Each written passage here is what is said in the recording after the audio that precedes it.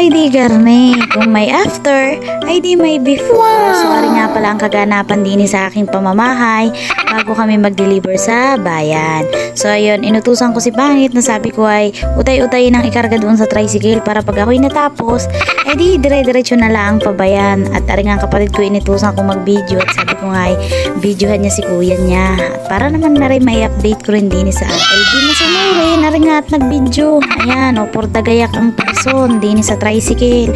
Sabi ko isa pinanasako at ayaw ko nang madudumihan na rin ginawa ko. At pagkahirap-hirap kayang gumawa na rin. At matapos na nga igayak yung mga doormat, ay sabi ko ay mga pot holder ay dini isa lansan, dini sa plastic na sulnari. Sabi ko nang hindi mangalat.